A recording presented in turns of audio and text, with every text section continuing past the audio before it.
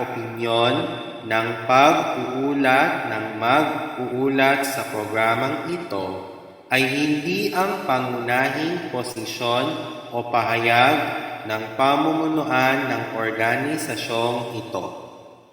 The views and opinions expressed in this live report are those of the presenter and do not necessarily reflect the official policy or position of the management of this organization.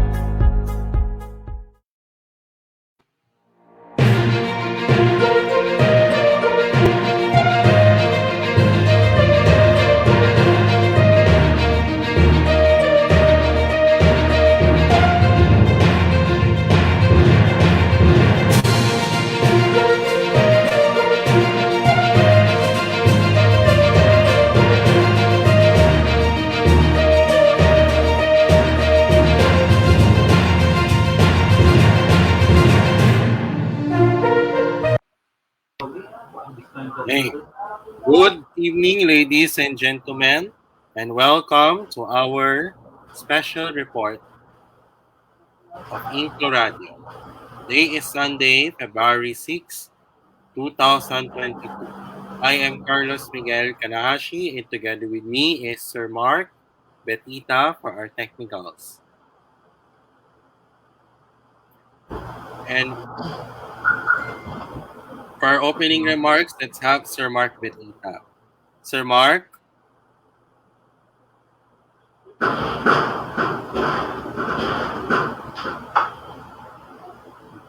Sir Mark?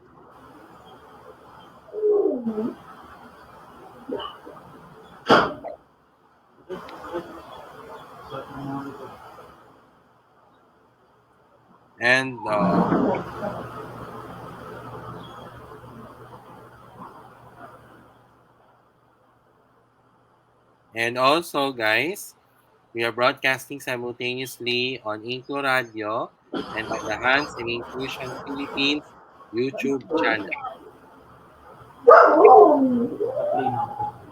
Okay, so for this day, we will be discussing to you about Chinese New Year. We will get over to our topic in just a moment. Ladies and gentlemen. Sir Mark?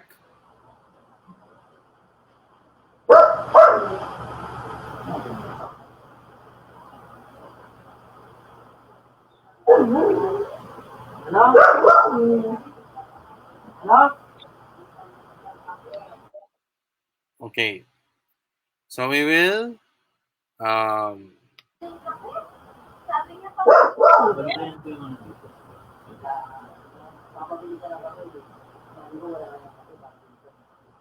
okay, so looks like Sir Mark is making adjustments. Okay. Hi, Sir Mark.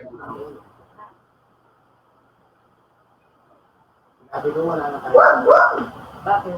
Para hindi na siya magkapit. Okay, so while waiting, the reason why we're discussing this topic because last Tuesday of last week we celebrate Chinese New Year. So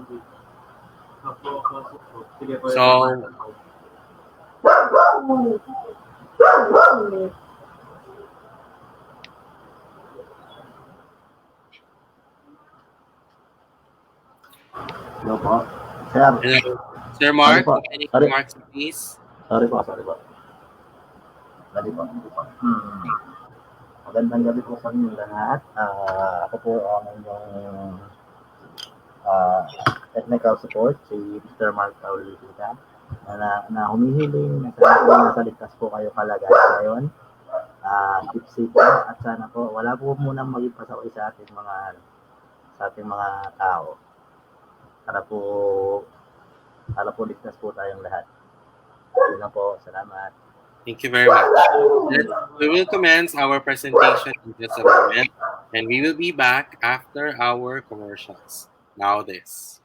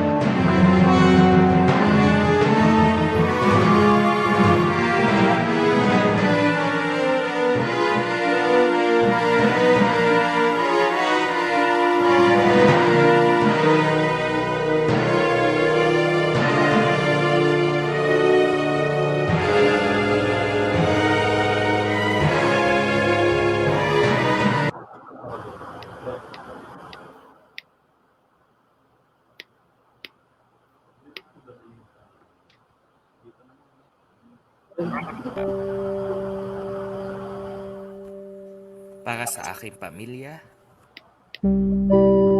para sa aking kapwa,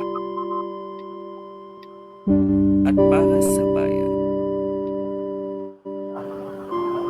Kahit mahirap, kahit masakit, mahal ko kayong lahat. Kahit anong mangyari, ikaw, ako, tayo. Ating isisigaw sa mundo.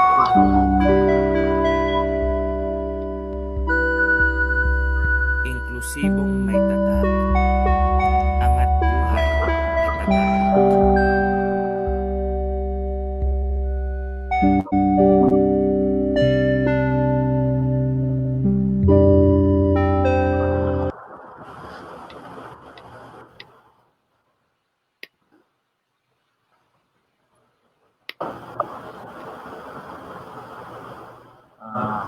Hello po, sir.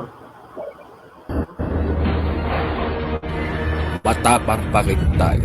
Ang tropa, hindi nang iiwan. Ang senyas, isang instrumento. Ilang beses matumba, tayo huling babangon. Luman ang ating pinagalingan. Tayo ay muling liliwan.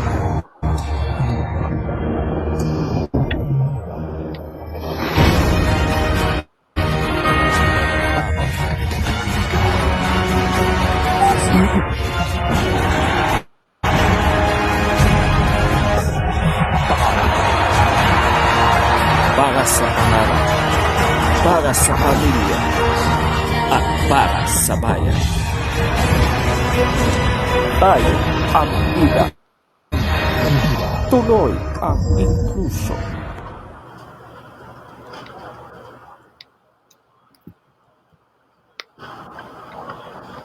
Hey, so welcome back to our InkluRadyo special report episode for this day.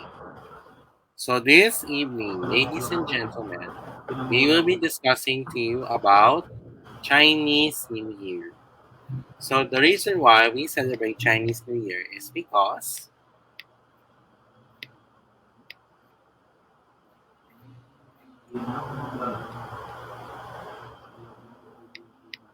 because this is part of the cultures of the Chinese. So without further ado, here now is our topic, Chinese New Year. Sir Mark, presentation please.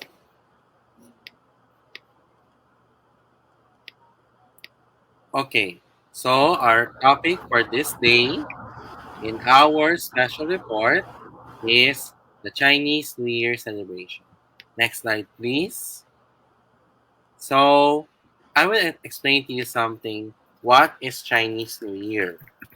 Well, first of all, Chinese New Year, or which is what we call as the Lunar New Year, is a 15-day festival that is celebrated in China and Chinese communities throughout the world. Next slide, please. So how about Chinese New Year? Chinese New Year is based on the lunar calendar and the changes of nature in the spring. It never falls on the same day. The first day of the Lunar New Year, the Chinese New Year can be anywhere between the dates of January 20 and February 19. Why? Why do we celebrate Chinese New Year? It's because, ladies and gentlemen, the holiday is sometimes called the Lunar New Year because the dates of the celebration follow the phases of the moon. Since the mid-90s, the Chinese people have been given 7 consecutive days off work during the Chinese New Year celebration. This week of relaxation has been designated Spring Festival, which is a term that is sometimes used to refer to the celebration of Chinese New Year. Next slide, please. So, based on the Chinese lunar cycle, it is based on the 12-year repeating cycle. Each astrological animal symbol represents not a month, but a year. Unlike the Western calendar, it is based, ladies and gentlemen, on the movements of the sun. The Chinese astrological calendar has its deep and ancient roots in the movement of the moon. Next slide, please. This year, Chinese New Year occurred last Tuesday, February 1st, 2022, in many countries that celebrate it. In the Philippines, Chinese New Year is considered a public holiday in our country. Uh, Based on the zodiac, this year it is the year of the tiger. Why the year of the tiger? It's because the tiger is the third of the 12-year cycle of animals which appear in the Chinese zodiac related to the Chinese calendar. It is associated with the earthly branch symbol. So if you're born in the year of the tiger, let's say 1926, 1938, 1950, 1962, 1974, 1986, 1998, 2010, 2022, and the list goes on.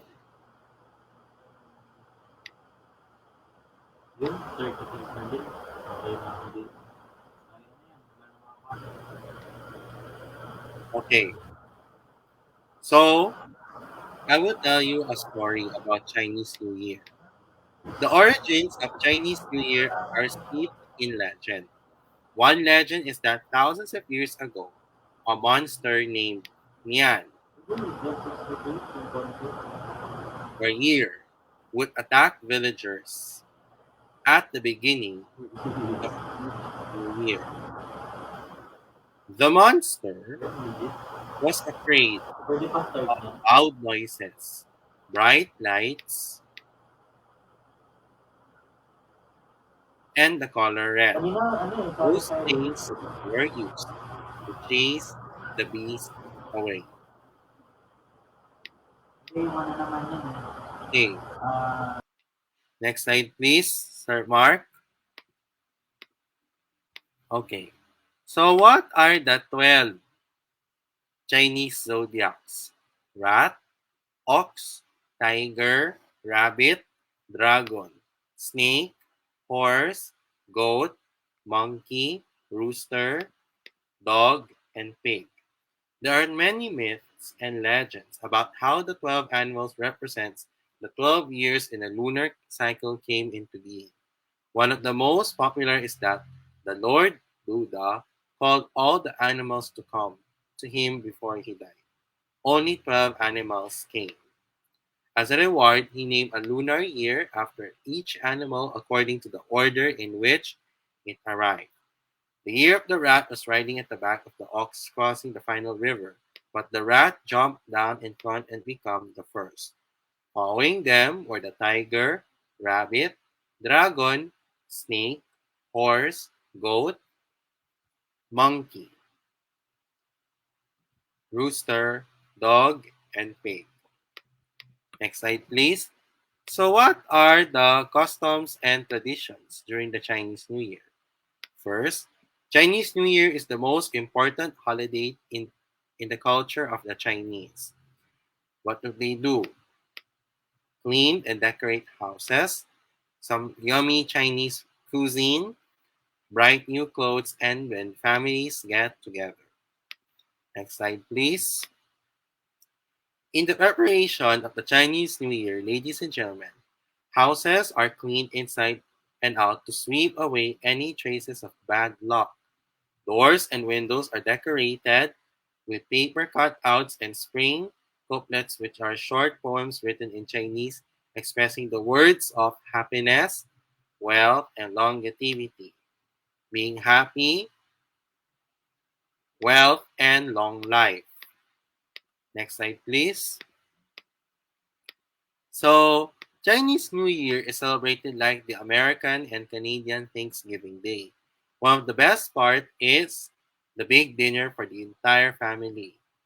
The feast during Chinese New Year takes many days to prepare. Some New Year's snack is prepared before the New Year.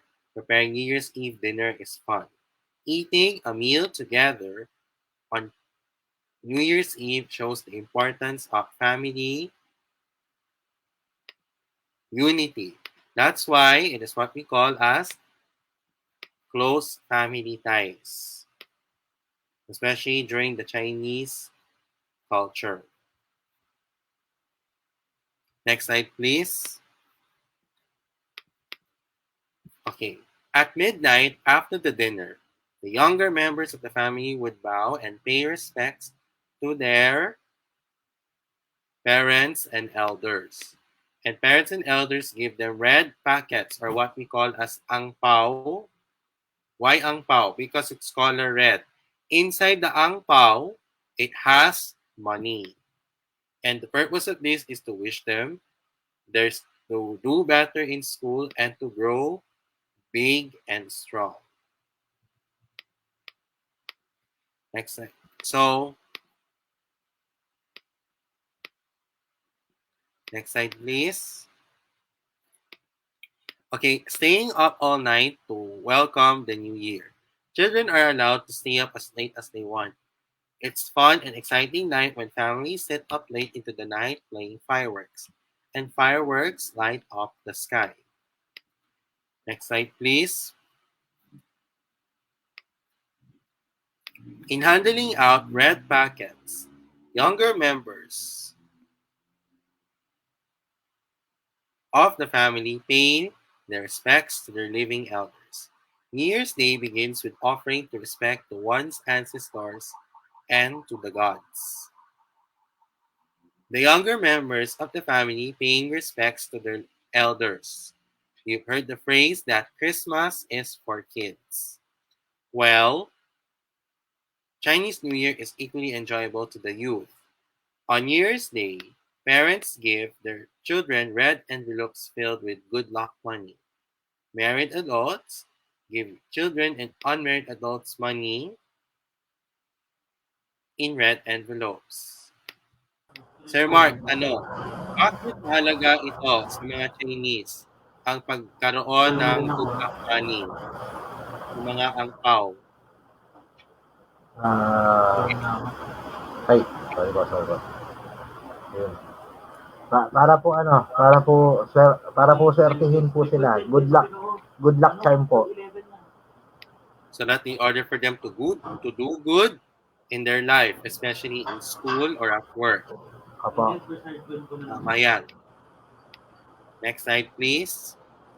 So before we get to this, okay, I will tell you in layman's terms. Celebrations to usher out the old year and to bring forth the luck and prosperity of the new one, therefore, often include fireworks and red clothes and decorations. Young people are given money in colorful red envelopes. Chinese New Year is a time to feast and to spend time with our families. Many traditions of the season honor their relatives who sacrificed their lives. Among other Chinese New Year traditions is the thorough cleaning of one's home in order to get rid of bad luck. Some people prepare and enjoy special foods on certain days during the celebrations. The last event held during the Chinese New Year is the Lantern Festival, during which people hang glowing lanterns in temples or carrying them during a nighttime parade. Dragon is a symbol of good fortune as part of the Chinese culture. As you can see in this slide, ladies and gentlemen,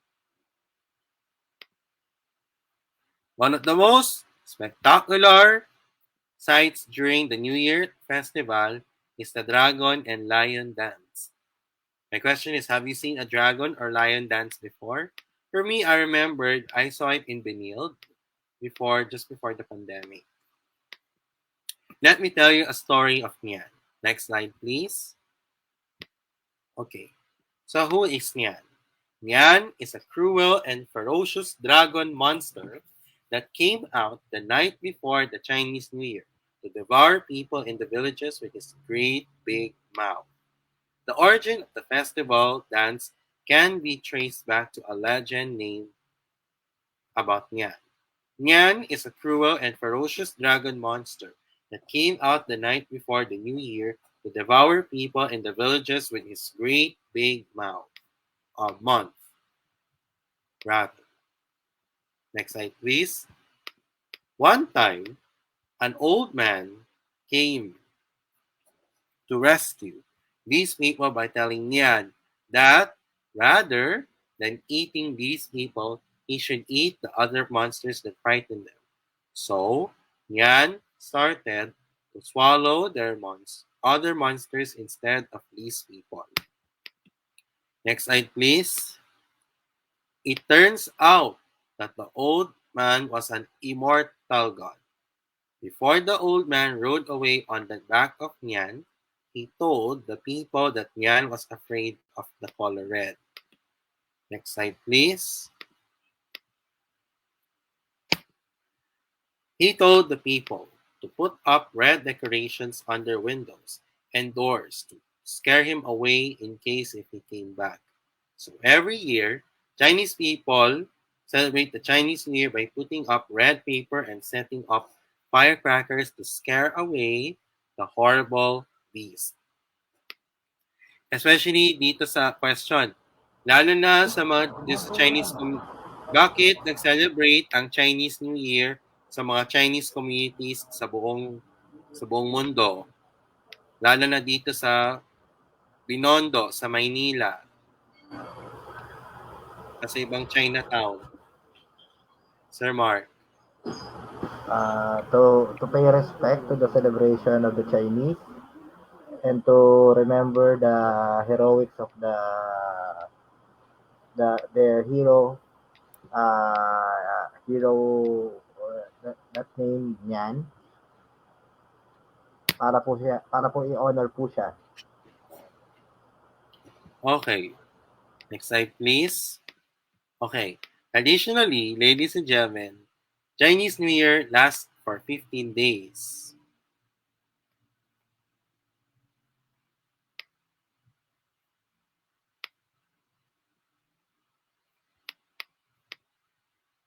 During these New Year's days, they usually greet each other by saying Gong Si Fa Chai, in English, wishing you prosperity. Or pwede yun, yung Kung Hei Fa Choi or Gong Si Fa Chai. That is English. Wishing you prosperity and happy Chinese New Year. Next slide, please. On January to February every year, Chinese people in China and the Chinese community throughout the world are in one with the celebration of the Chinese New Year. This centuries-old holiday is filled with exciting traditions and rituals, and is called as the Lunar New Year as it is based on the lunar calendar, Spring Festival as it marks the beginning of spring. One legend tells of the monster Nian, who attacked humans the night before the New Year. This monster was frightened away by a god, dressed as an old man with crackling burning bamboo. This god taught the humans that Nian is afraid of bright colors and loud noises. Therefore, in order to survive Nian, the Chinese decorate their homes with bright red colors and set off fireworks or firecrackers. So, the reason why we celebrate the Chinese people and the Chinese community throughout the world is to celebrate Chinese New Year because the purpose of this is to spend time with our families and the loved ones as well. During the Chinese New Year, they ate dumplings, fish, spring rolls and niangao. Ladies and gentlemen, yung niangao dito sa atin, tinatawag ito ay tikoy. So yung tikoy, ladies and gentlemen, isa sa mga pagkain lalo na sa selebrasyon ng Chinese New Year. Ang tikoy ay gawa sa glutinous rice flour. Rice cake yan. Yan ang mga kinakain natin tuwing Chinese New Year. Paano magluto ng tikoy? Paano?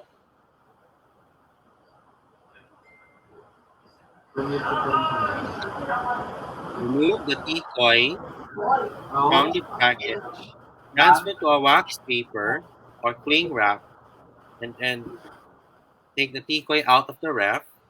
You may also to be steamed, microwave, or fried after dipping in beaten egg mixture.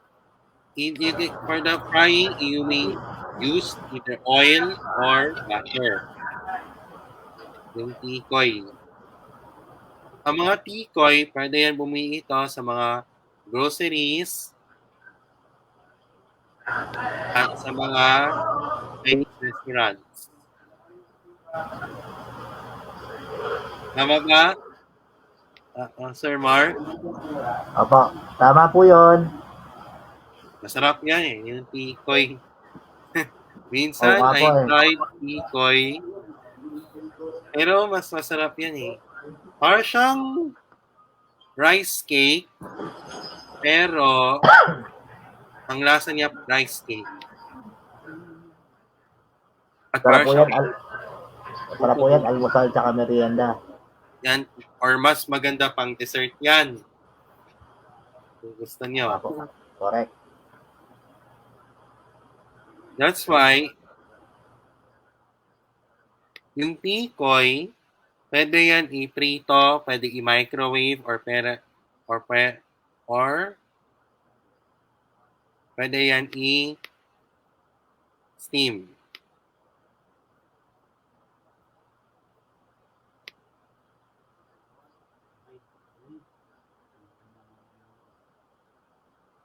Much better yung tea. So, what are the 5 creative ways on how to cook tikoy? Paano? Buttered tikoy, turon tikoy, tikoy buchi, egg deep tikoy, and tikoy alamod. Because tikoy is a Chinese New Year food. The sticky texture and the sweet taste that lend themselves well to both sweet and savory dishes are sure to make your mouth water, no matter how it is prepared. ladies and gentlemen.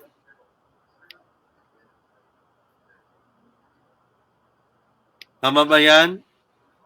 Tama po yun. Nagutom po ako dun ah. Aside from tikoy, mga Chinese food na mga masasarap, gaya ng mga dumplings, dim sum, yung birthday noodles, ano pa, yung mga pagkain tuwing Chinese New Year, yung lum, lum, dito sa atin marami, di ba? Lumpiang Shanghai, yung sweet and sour, fish Opo. or chicken or pork. Ano pa? At also, yung beef broccoli at iba pa. Yan yung mga masasarap na pagkain yung tuwing Chinese New Year. Siomay. Siomay, siopaw. Siomay, siopaw, yun po. Sarap yun. Pero mas madalas mabibiliin yon sa mga restaurant at sa mga convenience stores. Di ba? Opo. Ako, nakakagutom talaga. Lalo na sa Chowking, di ba? Kasi Opo. yang chow, mga fried rice, di ba? Chinese Yang chow fried fried chicken. rice. Pansit, di ba? Mm. Kahit birthday noodles, pansit canton, pansit bihon. Ano pa, yung mga at iba pa. Kasi based on my experience, nung bago mag-pandemic, kumain ako ng mga Chinese food sa mga restaurants dito sa Philippines at sa ibang bansa. Kasi pumunta ako ng Singapore at Hong Kong dati. Actually, based on my experience. Anyway, we're done with our topic. Let's have our next part of our show. Sino ka? Know your candidates in the 2022 national election. Sino ang ating featured candidate for the day? Since today we're focused on Senator. Can you go to the next slide, please? Sino to? Ayan si Rafi Tulfo. He's running for Senator at the 2022 national elections. He's a journalist, a television personality, a radio presenter, and a newspaper columnist. And he's the host of on a radio show called Wanted sa Radyo on my favorite radio station, Radyo 5, 92.3 News FM. Actually, I listened to this show many times, even before the pandemic, with my driver. We listened to Tulfo as well. Actually, because my mother loves Tulfo and my driver loves Tulfo. How about you, Sir Mark? Opo, gusto ko rin po yan. Bakit?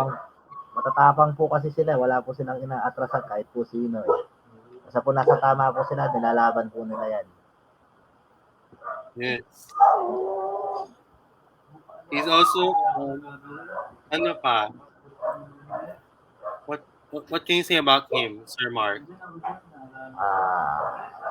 Ano rin po siya, he's a funny guy po. Nakakatawa rin po siya pag minsan. Magaling rin po siyang host. Yes. Okay. That's why we'll all check your ballots for Rafi Tulfo in the May 9, 2022 national elections.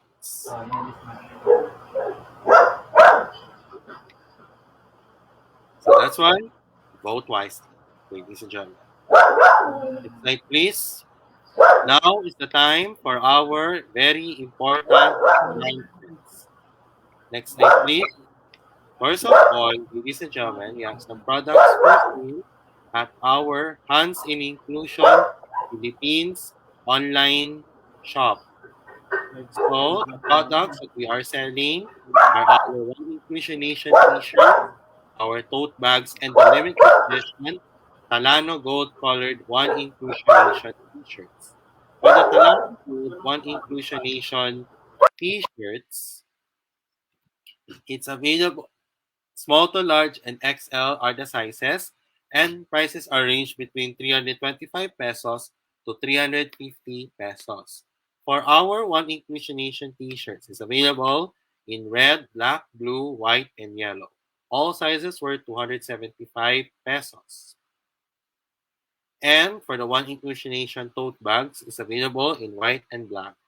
Prices are ranged between 150 to 200 pesos and sizes are ranged between medium to large. How can you order? Well, first of all, to be very strict on payments. Payment first before purchase. I repeat, payment first before purchase. And we're accepting payments from GCash and we will deliver your ordered products via GoGo Express and LBC as well. Next slide, please. Ladies and gentlemen, just a reminder, the HNI Inclusion Philippines online shop is temporarily closed for areas under Alert Level 5, but it will continue to serve in areas under Alert Level 1, 2, 3, and 4 only. And the operating hours are from 12 midnight to 11:59 in the evening. If you want to check the full list of orders, please visit the Hansen Inclusion Philippines Facebook page or email us at hansen.inclusion@gmail.com. Next slide, please. Ladies and gentlemen, we at Hansen Inclusion Philippines needs your help. We have already been struggling with our financial problems in our organization. So regardless, no matter what, it doesn't really matter if the amount is smaller or larger. It will be appreciated for you guys to help Hansen Inclusion Philippines. You may donate to Hansen Inclusion via GCash and Union Bank, especially during the Barya para sa Inclusion fundraising project, and also for our purchases in the online shop as well. Ladies and gentlemen, what are you waiting for? Please, please, please lang. Please continue to help Hansen Inclusion Philippines for its fundraising project and also for our purchases in the online shop. We're aiming to raise funds in our organization. Let us have the time to rebuild in order for us to have a bigger, better, and a bolder Hansen Inclusion Philippines. Proceeds from the sales in the online shop and for your donations will go to us in Hansen Inclusion. For the formality, for the expenses, and the financial aid of the members due to the effects of this trying time. So guys, for those who did this, thank you very much for your continuous generosity and for your support to our organization. Next slide, please. We have some events coming up for the month of February at Best Buddies Philippines. On February 12 at 4 p.m., it will be Valentine's Day with Best Buddies Philippines Citizens Group Chapter.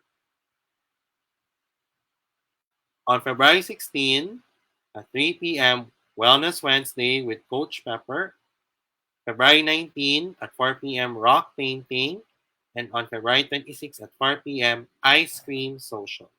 So if you want to join the events for February 12, 16, 19, and 26, follow Best Buddies Philippines on Facebook and Instagram. Send them a message and they will send you the registration form and the link as well. And also, it will be streamed live on the Best Buddies Philippines Facebook page as well. In Best Buddies Philippines, make a friend, be a friend. Next slide, please. So, ladies and gentlemen, we continue to support for our project Sold Out. So, we have to thank Hiraya Gallery and Special Achievers and our sponsors, and especially Hansen Inclusion Philippines and other PWD organizations involved in this project. Please check Special Achievers Facebook page for the information regarding this event as well. Next slide, please. Ladies and gentlemen, if you're feeling hungry, then you want to order some of the products from Sobra Comfort Food and the Kuya Korea restaurant. For the Sobra Comfort Food, for our all-day breakfast menu, Papa Sobra, chicken tocino, corned beef brisket, homemade spam, and beef salpicao. Prices are range between 265 pesos to 1,450 pesos, and sizes are range between solo to large. Next slide, please. For our rice trays, especially if you want to have it for your lunch, your dinner, your any occasion, birthdays, anniversaries, or parties. Here are those. Here are those. Here are they. For the rice trays, we have beef bulgogi, beef shawarma, beef gyudon, pork crackling bits, pork belly burnt ends, charred chicken, and boneless fried chicken. Prices are ranged between solo 300, 265 pesos to 1,700 pesos with the sizes of solo, medium, and large. Next slide, please. For our sandwiches, the Food Pro sandwich, corned beef sandwich, and chicken tocino sandwich. And for our fried chicken sandwiches as well. Sizes are ranged between solo, regular, large, box of fours, and prices are ranged between 320 pesos to 1,540 pesos. Next slide, please. For our pasta, we have mac and cheese and penne and gorgonzola. Prices are ranged between 290 pesos to 1,350 pesos. And sizes are ranged between solo to large as well. Next slide, please. So if you want to order in Sobra Comfort Food Restaurant, you may want to order through these following steps. Head over to the Sobra Comfort Food website. Select the dishes you want to order. Choose between pick up or delivery. Pay conveniently through any of the same integrated payment methods and your order is confirmed. Expect updates via text or email. Next slide, please. If you're feeling hungry, again, if you want to crave for Kuya Korea restaurant, here's the menu. For the rice bowls, beef bibimbap, beef bulgogi, pork samgyup, and K-pop chicken. Prices are ranged between 195 to 220 pesos. For the boneless popcorn chicken, prices are ranged between 235 to 435 pesos with the sizes of half to whole. With the flavors of gochu, ganjang, chicken, and K buffalo as well. If you want to order there, please check the Kuya Korea website for your orders as well. Next slide, please. Lastly, follow Hansen Inclusion Philippines on our social media pages and its digital platforms as well. It will be appreciated for you guys to do this as early as now. Follow us on Facebook, Hansen Inclusion PH, InkluRadio, InkluSports, InkluNihan, and the online shop.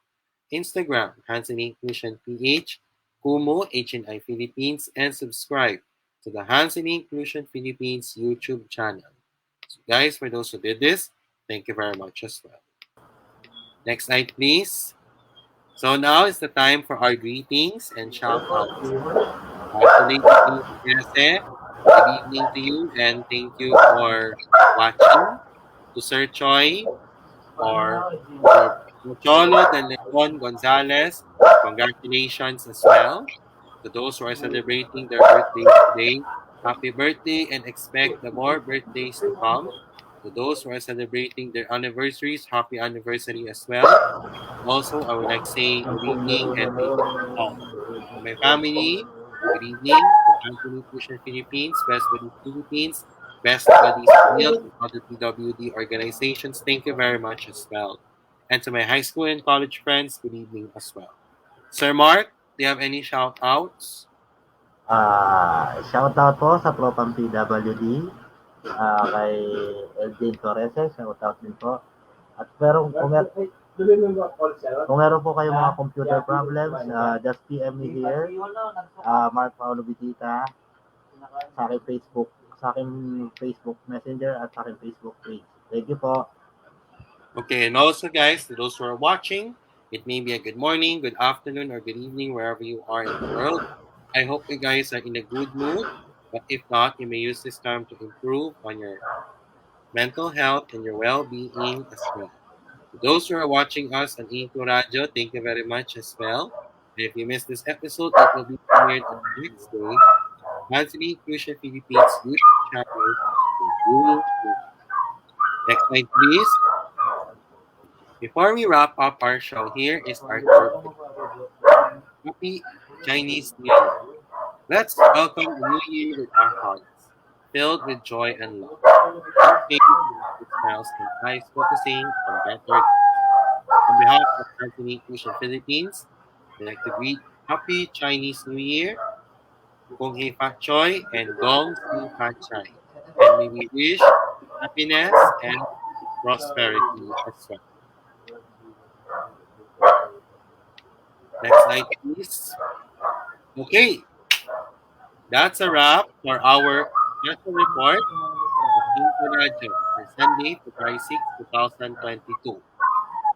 On behalf of InkluRadyo and Anthony Inclusion Philippines, I am your host, Carlos Miguel Kanahashi, and together with me is Sir Mark Betita for our technicals.